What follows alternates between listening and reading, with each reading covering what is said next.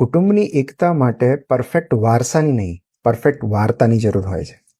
એક કુટુંબને જોડી રાખવા એવી વાર્તાઓ કહેવી જરૂરી છે જે તેમના પૂર્વજો અને પરિવારજનોનું મહિમાગાન કરે, એમને ઉજળા બતાવે, એમના સંઘર્ષો અને સદ્ગુણો વિશે માહિતી આપે.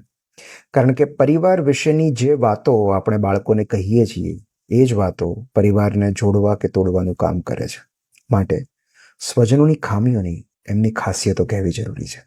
વડીલોના આદર્શો, દાદાના સંઘર્ષો અને દાદીના ત્યાગની કથા. એક જોડી ચપ્પલ અને બે જોડી કપડામાં નાના અને નાનીએ કઈ રીતે ગુજરાન ચલાવ્યું એની વાર્તા. મુશ્કેલીના દિવસોમાં તેમણે કઈ રીતે લડત આપી એની વાર્તા. કપરા સમયમાં પરિવારજનોને કઈ અને કેટલી મદદ કરી એની વાર્તા. દરેક કુટુંબમાં એક કથાકાર હોય છે, એક નરેટર. અને કથાકારની મુખ્ય જવાબદારી એ હોય છે કે પરિવારના અન્ય પાત્રો શ્રોતાગણની નજરમાંથી ઉતરી ન જાય.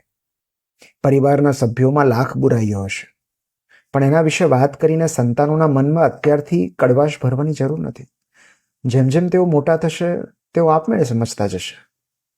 પછી એમને નક્કી કરવા દઈએ કે એમણે એમના સંતાનોને કઈ વાર્તા કહેવી છે.